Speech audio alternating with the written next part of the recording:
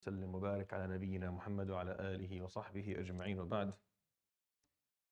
So inshallah today we actually will get through the cluster of surahs that we started yesterday, which is the group of surahs that talk about the human relationships, from Al-Qasas to Al-Sajda. Al-Qasas, Al-Ankaboot, Al-Rum, Al-Luqman, and Sajda, these 5 surahs. And each one looks at a different aspect of our experience in relationships. Relationships are a big deal in the life of a human being, to the point where most socio-psychological studies suggest that the secret of happiness in life is having good relationships. And as Muslims, we tend to agree with that. We agree that it's relationships. We agree that your relationship with Allah subhanahu wa ta'ala is number one. If that's working, then you're going to find happiness. And then your relationship with your parents. And this is basically what this cluster says. It starts from the most broad relationship to the most specific one. So it starts with the relationship with people, which is Surat Al-Qasas. And then the relationship with your life experiences with Surat Al-Ankaboot. And then the relationship with the laws of the world around you, the laws of Allah subhanahu wa ta'ala, the signs of God Himself. And then the relationship in Surat Luqman between generations. And then the relationship with Allah subhanahu wa ta'ala Himself in Surat Al-Sajda. And that's what these surahs talk about. And Surat Al-Ahzab starts a new cluster. It goes from Ahzab to Zumar. And this whole group of surahs talk about the concept of submission or obedience of Allah subhanahu wa ta'ala. It's a very, very central, obviously, topic within Islam. You think it's straightforward. You don't need you need a group of surahs to talk about it, because to actually define what it means to be obedient or what it means to be a person in a state of submission to Allah subhanahu wa ta'ala is it's actually not even easily said. Like, there's a lot of details that has to be, so there's a lot of unpacking that is required for a human being to comprehend and understand what it means to actually be obedient or ta'i' lillah subhanahu wa ta'ala. So that's the cluster that we're going to be reciting tonight. We're going to start with Surat Al-Ahzab a bit tonight, and then tomorrow and the day after, we'll be in this group of surahs, and I'll talk about the Sabah and Fatir inshallah tomorrow. Today we get to enjoy the surahs that talk about relationships. Yesterday we stopped somewhere in the middle of Surat Al-Ankaboot, I think. So we'll continue from there. Are you able to do this for me? So we'll start from ayah number 46, actually, Surat Al-Ankaboot, if you don't mind.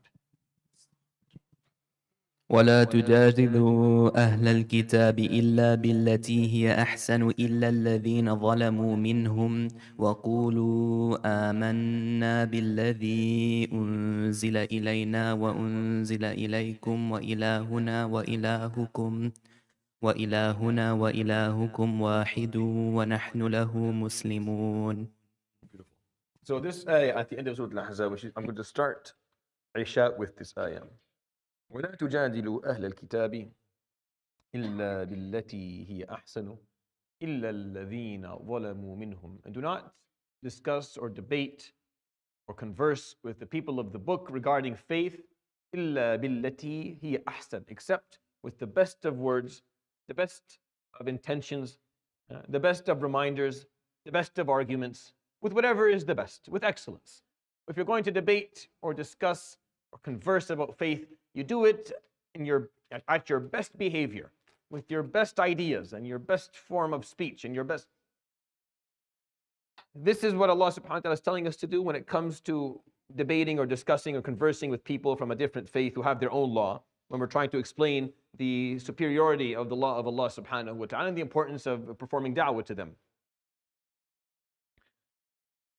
We don't do that very well.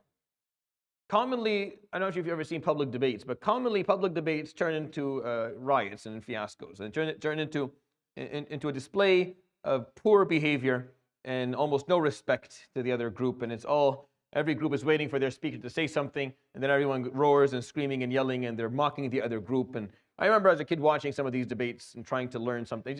Again, you're trying to learn Islamic concepts, you're trying to learn how to discuss certain issues, but that's what you learn. You learn to have bad behaviors and not to. And this ayah in Surat Al-Ankabut is very specific. وَلَا تُجَادِلُوا أَهْلَ الْكِتَابِ إِلَّا بِالَّتِي هِيَ أَحْسَنُ إِلَّا الَّذِينَ ظَلَمُوا مِنْهُم, except those who oppress you or in a state of oppression. Those who are in a state of oppression, you don't even take discussions to them. You don't discuss and converse and debate with people who are oppressing you. No, you remove oppression and then you can talk about faith. First of all, oppression has to be removed. That's why the first thing Musa alayhi salam said when he came to Fir'aun was not, okay, believe in God. He said, أَرْسِلْ مَعِيَ بَنِي إِسْرَائِيل, free Banu Israel. Free them, and then I want to talk to you about La ilaha illallah. But free Bani Israel first. And of course, Fir'aun had two problems. He didn't want to lose all the slaves he had, and at the same time, he didn't want to lose the status of godliness or God, or the godly status he had. Obviously, he didn't want to lose that either. But that's what the ayah is saying. إِلَّا الَّذِينَ ظَلَمُوا مِنْهُمْ, except those who oppress you. وَقُولُوا, and this is what you should be saying when you're having these discussions with people, when you're debating or you're conversing or discussing Islam, performing da'wah with people who have their own law. Ahl al-Kitab, and people have their own revelation, their own law. وَقُولُوا آمَنَّا بِالَّذِي أُنزِلَ إِلَيْنَا وَأُنزِلَ إِلَيْكُمْ وَإِلَهُنَا وَإِلَهُكُمْ وَاحِدٌ وَنَحْنُ لَهُ مُسْلِمُونَ. So we believe in what has been revealed to us, just like we believe in what was revealed to you. We believe that you have received revelation as well, and that you have a prophet that is worthy of respect. And our Lord, ilahuna, and yours is one. There's no difference. وَنَحْنُ لَهُ مُسْلِمُونَ, and we fully submit to him. So when you're discussing with people of the book, you start by pointing out the similarities, pointing out the common ground, where they can understand where you're coming from. Islam does not come and try to remove a faith or remove a culture or point. It comes with that idea. This is what the Quran is saying. وَقُولُوا, this is what you say. آمَنَّا بِالَّذِي أُنزِلَ إِلَيْنَا وَأُنزِلَ إِلَيْكُم. We believe in what was revealed to us and what was revealed to you. You're a Jew or Christian, or you're maybe a Buddhist or a Hindu, or whatever it is you are. We believe that there was revelation that came to a prophet at some point, and that revelation was given to you. So we believe in it. We believe in the fact that there's holiness, sanctity in your teachings. It's just it's been manipulated. It's been changed. You don't have the original version anymore. You know it. I don't need to tell you. You know about that yourself. And what we have is just the natural continuation of what's been revealed by Allah subhanahu wa ta'ala over the years to different groups. And our Lord and yours is one. وَنَحْنُ لَهُ مُسْلِمُونَ, and we believe, we submit to him subhanahu wa ta'ala. And this is the way Allah subhanahu wa ta'ala in Surat Al-Ankaboot tells us to discuss and debate faith. This is how you go to people from a different faith. This is how you go to them. لا تجادل أهل الكتاب إلا بالتي هي أحسن, with the best, with excellence. You only discuss and debate and converse about these things if you're using the best ideas and you're articulating in the best manner and your best behavior. And if you're not going to do that, then you shouldn't be engaging in debates or discussions, because this is not an issue of me right and you wrong. No, there are things like in life that are like that, and that's you shouldn't even behave that way when it's about that. But it definitely shouldn't be about who's right and who's wrong when it comes to faith. The only reason you and I are Muslims is because Allah subhanahu wa ta'ala bestowed that blessing upon us. There's nothing right and wrong here. I have no room to act like somehow I did something to earn this. I didn't earn it. It's Allah subhanahu wa ta'ala's blessing. So I don't have a reason to act like I'm right and you're wrong. That approach is not acceptable here. So you have to bring billati hiya ahsan, with the best. إِلَّا الَّذِينَ ظَلَمُوا مِنْهُمْ, except those who oppress you. People who are oppressing you, don't have these discussions with to begin with. You don't converse and debate faith with someone who is oppressing you. No. You go and you remove the oppression first. And then your narrative is آمَنَّا بِالَّذِي أُنزِلَ إِلَيْنَا وَأُنزِلَ إِلَيْكُمْ وَإِلَهُنَا وَإِلَهُكُمْ وَاحِدٌ وَنَحْنُ لَهُ مُسْلِمُونَ. Very beautiful verse in Surat Al-Ankaboot. Okay. Let's do so the first and second verse of Surat Al-Rum, because I didn't mean just the first one.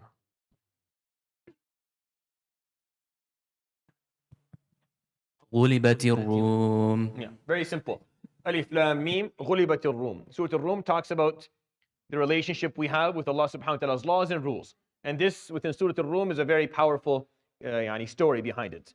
What happened during the time of the Prophet ﷺ is there was a large war, there's a great war, I can't remember the name of it, I actually looked it up to see what it was because historically it's documented, between the Persian and the Byzantine Empire, just to the east of what is modern day Syria today in eastern Iraq. And that's where a great war occurred there. And the Romans were beaten. They were horribly beaten. غُلِبَتِ الرُّومُ فِي أَدْنَى الْأَرْضِ. Some people say that's more in Jordan because there's like a scientific thing there, but we don't know for sure. I think it's more to the eastern of Syria, but it doesn't matter. في أدنى الأرض, meaning to a place that's near you. وَهُمْ مِنْ بَعْدِ غَلَبِهِمْ سَيَغْلِبُونَ فِي بِضْعِ سِنِينَ. And just as they lost, they will win, they'll be victorious in a couple of years. لِلَّهِ الْأَمْرُ مِنْ قَبْلُ وَمِنْ بَعْدُ وَيَوْمَئِذٍ يَفْرَحُ الْمُؤْمِنُونَ بِنَصْرِ اللَّهِ. All matters return to Allah in the past and later on. And on that day, the mu'mins will be happy with the victory of Allah subhanahu wa ta'ala. So there's different ways to understand these verses in Surat Al-Rum, and I think it's important to kind of point them out. Number one, the Muslims were upset that the Romans lost and that the Persians won. The reason being, the Romans were Ahl Kitab. They had a law. They believed in Allah subhanahu wa ta'ala to some degree. The Persians didn't. They were lawless, and they had a faith that was not based on revelation. They worshipped the fire, and they didn't have any specific prophecies. It was a complete deviation of something that existed many millennia before. There's no remnants of anything. They were pagans. So for the Muslims, they were upset that the believers of Allah subhanahu wa ta'ala, even though they have obviously problems in their belief, were beaten by the pagans. They wanted the Romans to be victorious. And that tells you something, that Muslims don't see themselves outside of the family of the human race. We're a part of things, and we feel for others, and we'll be happy with one group being victorious and the other one not, meaning it's not like it doesn't matter, let them all just kind of kill each other. No, that's not how Muslims actually saw this. So they were upset when the Romans had lost. So Allah subhanahu wa ta'ala, again, teaching us a law. Surat Al-Rum just tells you there's a law of the universe. What's the law? They lost today, 2 years they'll win. And that's how things go. وتلك الأيام, we talked about this in Surah Ali Imran. وتلك الأيام نداولها بين الناس. And these are the days of this world. And the cards get shuffled amongst people. One day you're up, one day you're down, one day you're victorious, one day you're in defeat. That's how life works. Nothing will change that. This cycle that we were a part of as creatures is not going to, my willpower won't change that. It's going to continue. So today the Romans lost. Don't worry, in a few years they'll win. And Abu Bakr radiallahu anhu actually made a bet on it. Before betting was haram, he had recited this verse he had heard this verse, and he was talking to a pagan of Quraysh about the loss of the Romans that they were celebrating, obviously. He said, well, the Romans will win. No, mustahil, after this the loss, they'll never win. So he told him, in 9 years, I'll make you a bet of 1,000 camels that they will win. In 9 years, because bid'ah is from 3 to 9. So he said within 9 years they'll win. So he made a bet with him, and he won it. But by then, betting was haram, so he had to let it go, radiallahu anhu. But he made the bet. Just based on what was taught in the verses. Another understanding of the ayat is, وَيَوْمَئِذٍ يَفْرَحُ الْمُؤْمِنُونَ بِنَصْرِ اللَّهِ. It's talking about Badr. And a couple of years from that moment, Badr happened. And that was the true victory that they were happy with, was the victory of Badr. Instead of enjoying the victory of someone else, enjoy the victory of yourself, the effort that you put forward. But that's the idea here. غُلِبَتِ الرُّومِ. Everything will lose, and one day you win and one day you lose. And that's a universal law. And it's talked about in the Quran by looking at, it's like Allah subhanahu wa ta'ala wants to talk about this law by removing us out of the picture for a moment. You're a believer, you believe, okay, stand aside. You see the other groups of people that you don't even think, this law applies to everyone. To the Romans and to the Persians and to every غُلِبَتِ الرُّومِ في أدنى الأرض وهم من بعد غلبهم سيغلبون في بضع سنين. Just like they lost, in a couple of years they'll win. And that's how life goes. There's no such thing as a trajectory that looks like this. There's no graph that looks like that. A median graph can look like that. Meaning, if you just take the middle points on if you analyze points, you just take the middle, you can find a graph that goes upwards. And that's how research papers figure out if whatever they're doing is working. But the actual data points on the way, it's a zigzag of up and down. Never one way. It's impossible. That's not how life works. We know that. And the Quran, subhanAllah, Allah subhanahu wa ta'ala explained that to us by bringing a third party into. Where do you find that in the Quran? Tell me. Where does Allah subhanahu wa ta'ala talk about a historic war that happened between two groups of people that the Muslims aren't amongst them? Show me. Show me in the Quran where Allah subhanahu wa ta'ala talks about a war happening between two other people two other groups that aren't Muslim. So this is the only spot. It's just to teach us. To teach us something about Allah. The relationship we have with the laws of the universe, the laws of Allah subhanahu wa ta'ala. That law, the law of nothing stays the way it is. ما طار طير وارتفع إلا كما طار وقع. Anything goes up will come down. That's what the Prophet عليه الصلاة والسلام. إن الله سبحانه وتعالى أبى إذا ارتفع شيء إلا أن يخفضه. Everything that goes up will come down one day, no matter what it is, no matter who it is. Isn't that what life is about? That's why Surat Al-Rum, at the end of it, I don't think I have it there. Maybe I may have it there. I don't know actually. Talks about how He created us من ضعف, right? ثم جعل من بعد ضعف قوة ثم جعل من بعد قوة ضعفا وشيبة. You start weak, and then you're strong and young and capable, and then you go back to being old and gray and weak again. Even you, ya miskin. Even me. You peak and you go down again. One day is good, and then very soon it won't be. Very soon the basic functions of your body will stop working. Just the basic stuff that you thought would never go away. This stuff stops working. And that's the law of life. And our relationship with that has to be of respect and that of humbleness and humility. Let's move on to ayah number 30 of Surat Al-Rum. Are you okay? Oh, maybe until tomorrow morning until you find this.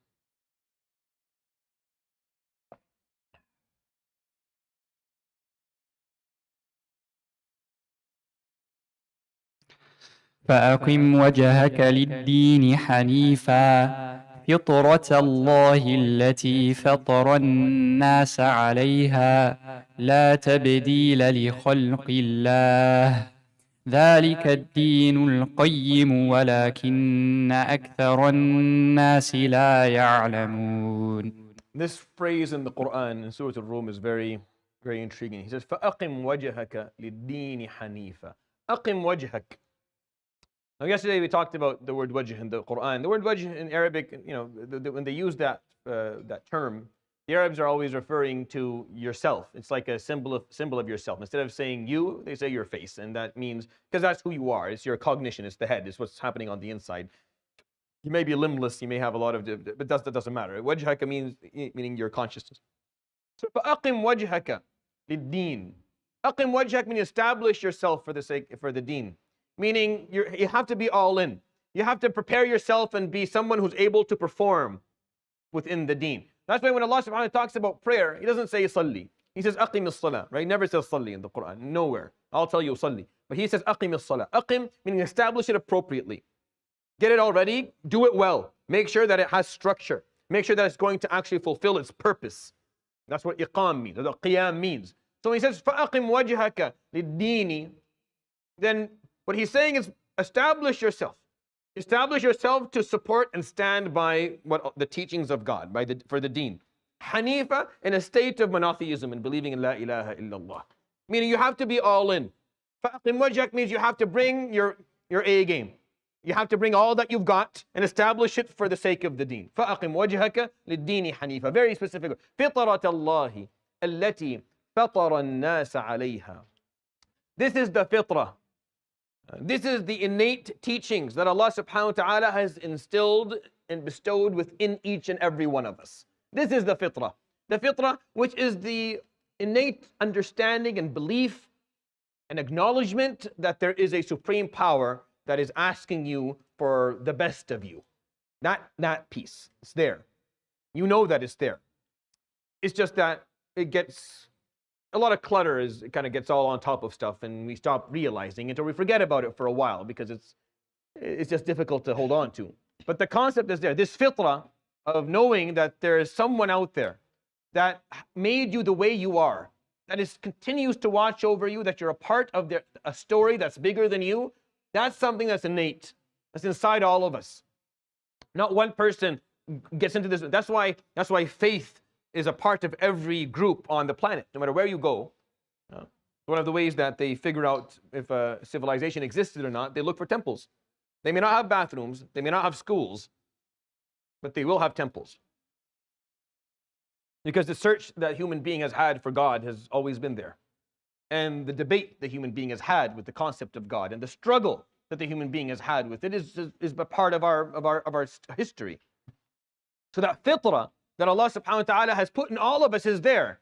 There's a part of you that seeks out faith, that seeks out belief, that seeks out a connection. You know there's something there.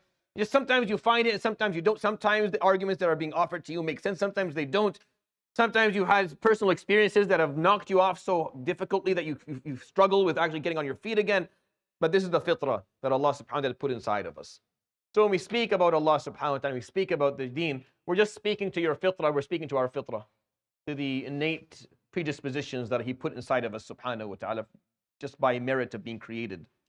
لا تبديل لخلق الله. Nothing will change the creation of Allah. ذلك الدين القيم. Understanding that is understanding the valuable faith that He has put for you. This is the valuable teachings that you have. ولكن أكثر الناس لا يعلمون. But most people don't know this, or most people choose not to know this, or don't think about it, or somehow distract themselves or ignore it.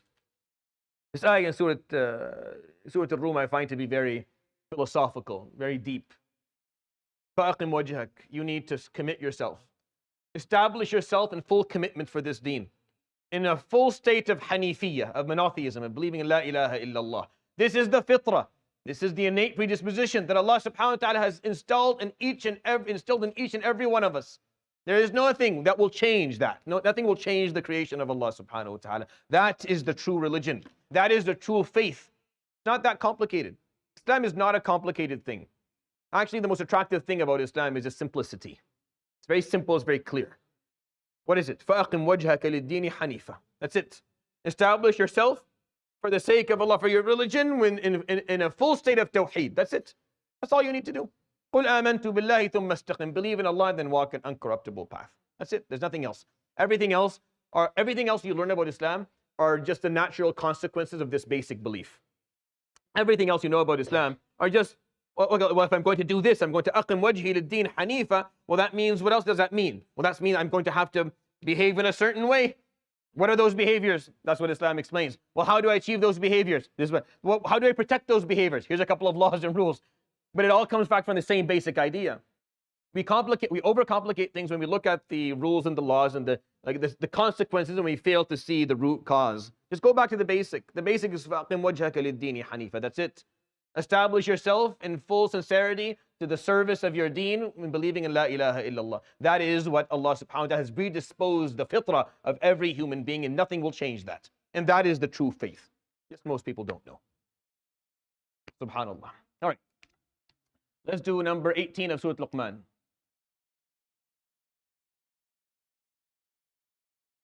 ولا تصعر خدك للناس ولا تمش في الأرض مرحا إن الله لا يحب كل مختال فخور.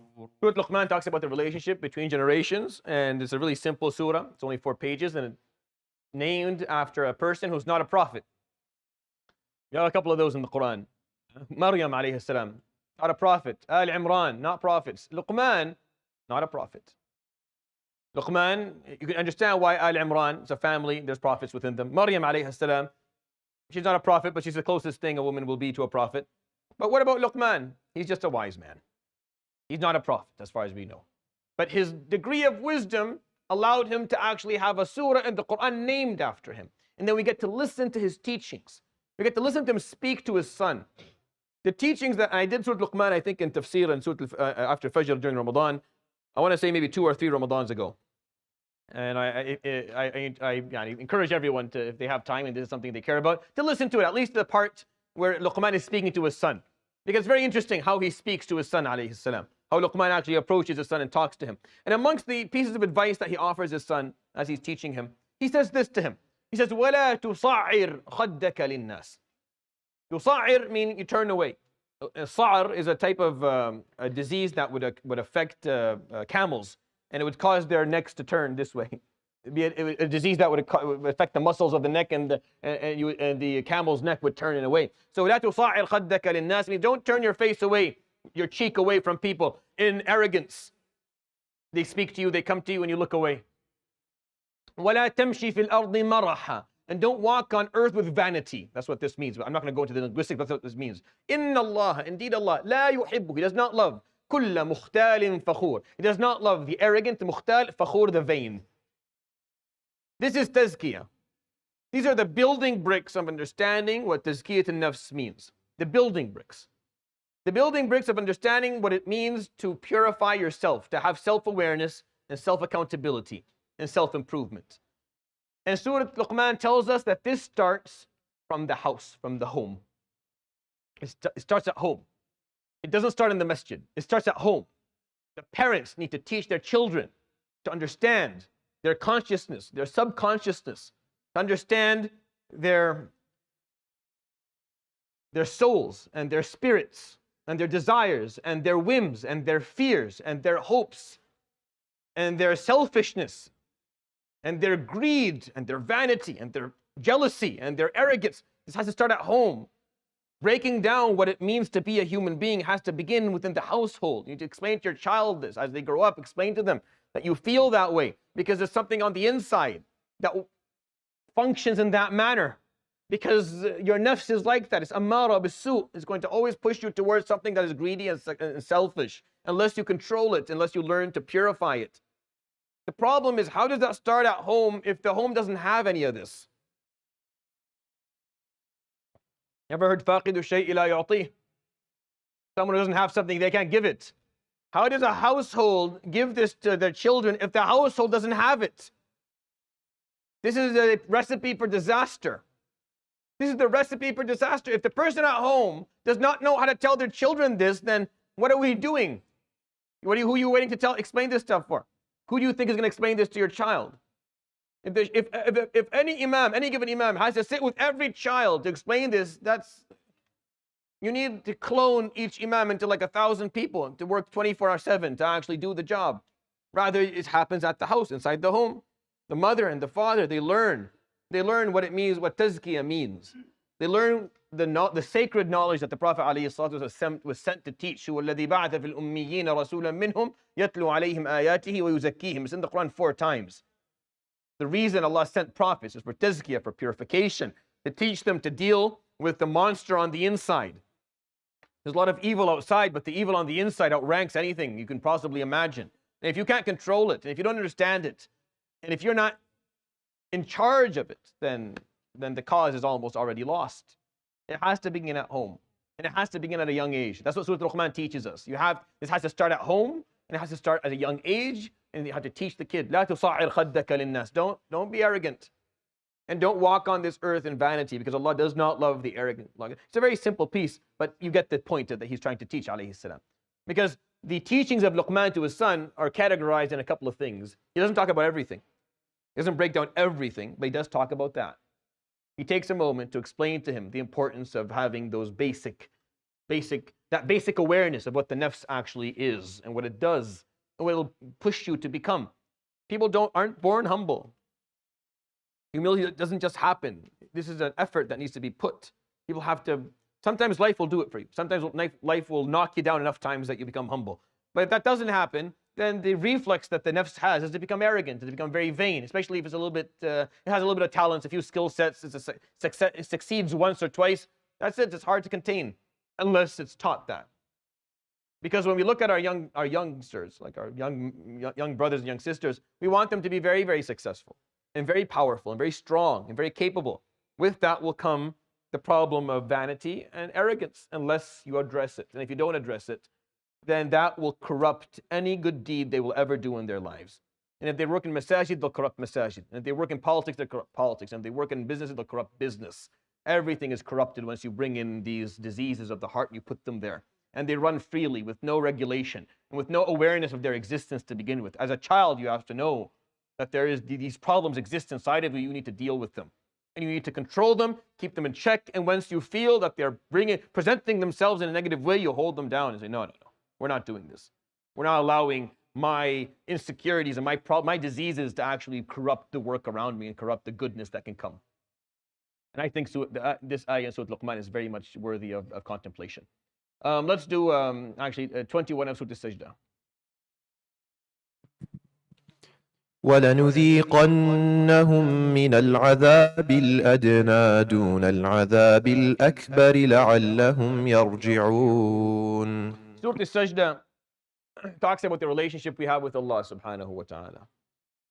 And indeed, every relationship that is personal in this life can become at some point boring. Any relationship in this life is subject to becoming boring and non-exciting anymore. Happens all the time between spouses. It can happen between parents and their children, between siblings, between friends. You sit with someone and you don't know what to say anymore. You don't feel there's not much to do. You've lost a little bit of that spark that existed initially. Every relationship can enter a phase where it becomes boring, unsatisfying. And even the relationship you have with Allah subhanahu wa ta'ala can go into that. You can enter a phase where your relationship with Allah subhanahu wa ta'ala is no longer interesting, it's no longer fun. There's something missing. This is well known and established amongst young Muslims who at one point performed a proper tawbah and they experienced a beauty, and then after a certain period of time they didn't keep on working their way up and their relationship with Allah subhanahu wa ta'ala became stagnant. And they stopped feeling what they used to feel at the beginning. And then it's like a little bit of a slump. It's like you're plateaued, it's a slump, you can't get out of it. And that's what Surat Al-Sajdah talks about. That's why in Surat Al-Sajdah you have that. The Sajdah, there's a prostration. إنما يؤمن بآياتنا الذين إذا ذكروا بها خروا سجدا. And those who truly believe in our signs are the ones who, when they're reminded of them, they fall in prostration. وسبحوا بحمد ربهم, and they praise their Lord and exalt Him. وهم لا يستكبرون, there's no arrogance inside of them. تتجافى جنوبهم عن المضاجع. This beautiful, meaning تتجافى means جنوبهم is their sides. تتجافى means that it can't stay still. So their sides can't stay still في المضاجع, in the bed, because they want to get up and pray. Because they miss speaking to Allah subhanahu wa ta'ala, they miss the joy of standing amongst the hands of Allah subhanahu wa ta'ala and reading the Quran and making dua. This is a relationship that is meaningful, that is powerful, that has.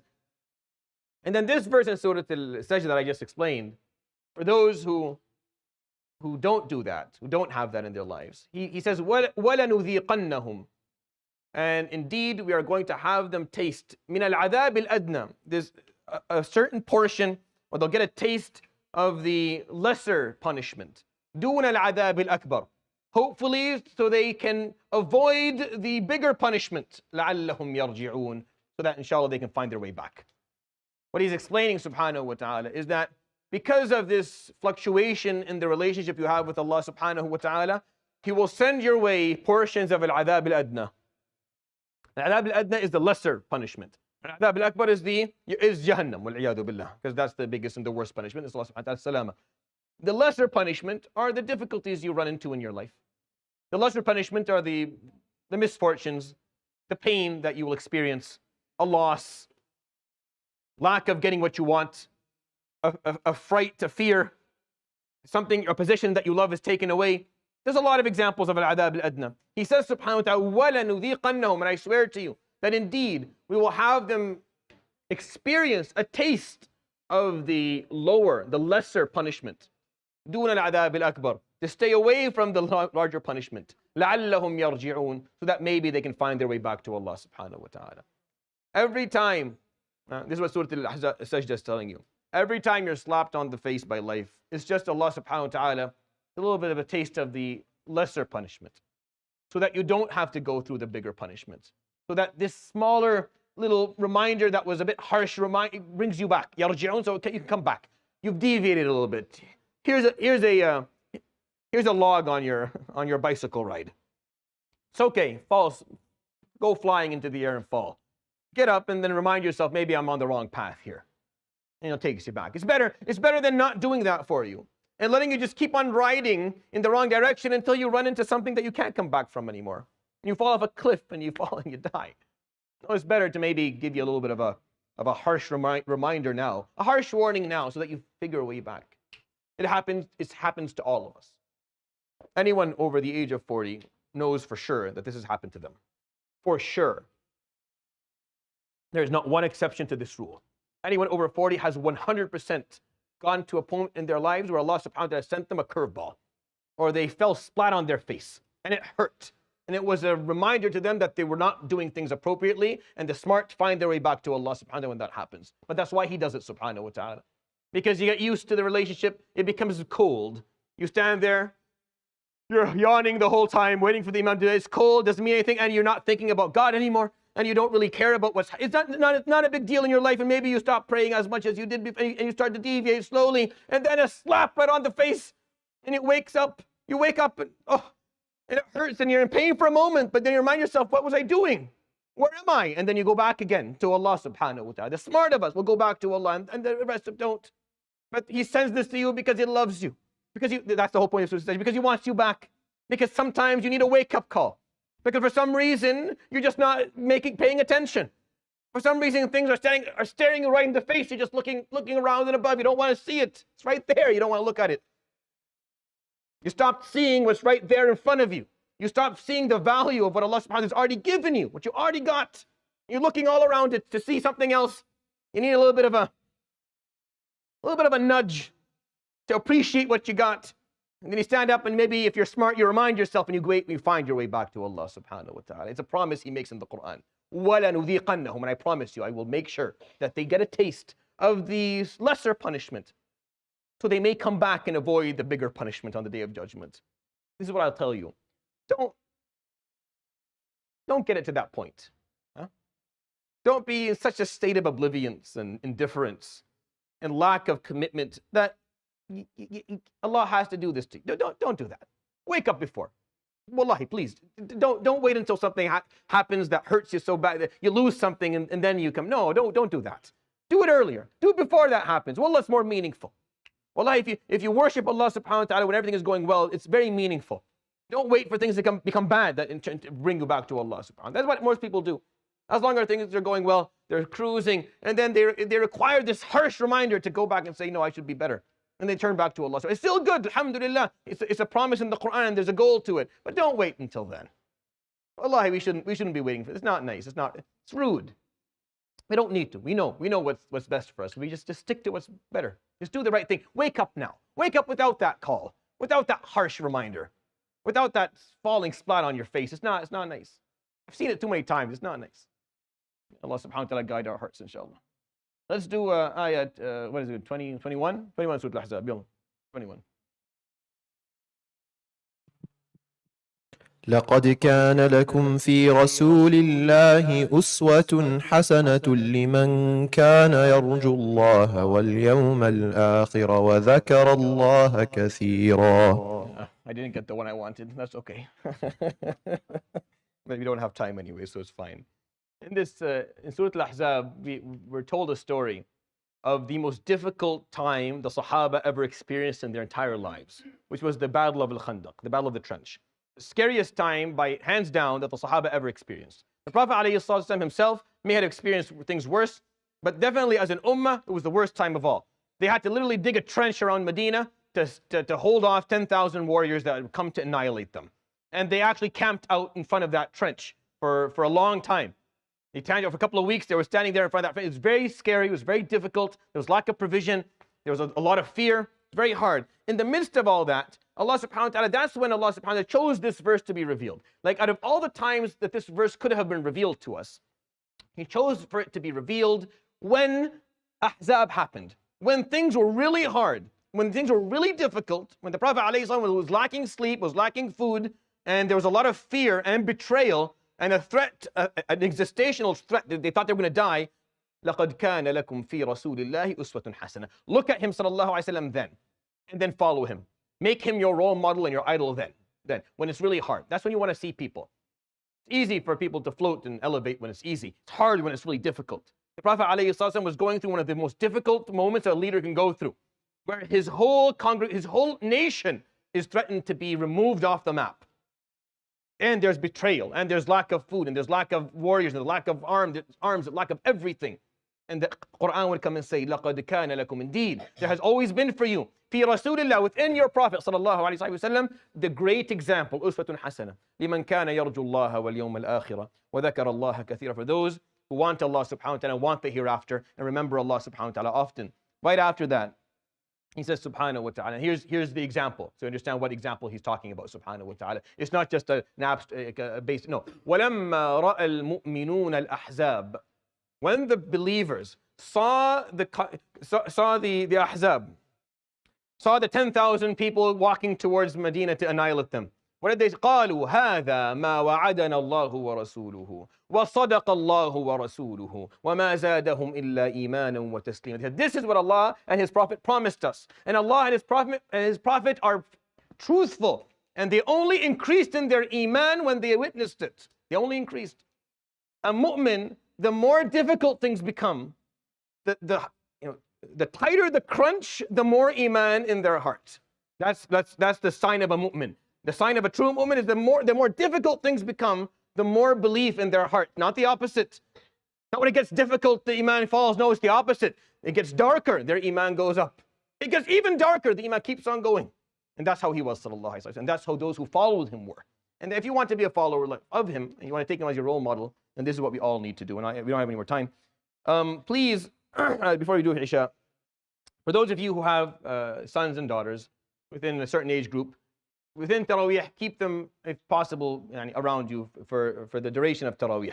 we have a lot of our younger brothers and sisters who are going up front and playing, and it's becoming quite bothersome for the people who are praying up front, and it's getting a little bit too rowdy, and it's not what we want to kind of people to learn for Taraweeh. So there's nothing more that I love more. There's nothing I love more than them coming here. But it's important that you keep them around. So keep an eye on them. If your son or daughter is not there, go find them. You'll find them up front here, and sometimes around the bathrooms and places. Bring them back and have them stand beside you, or sit if they're tired and just follow along with the Quran. It would be very appreciative. We don't have the facility or the ability to actually run a babysitting. I don't think it's even healthy. I think if they're coming here, they should learn the etiquette of the masjid. Is the best time to do it, and keep them by you and keep them beside you and teach them to pray appropriately.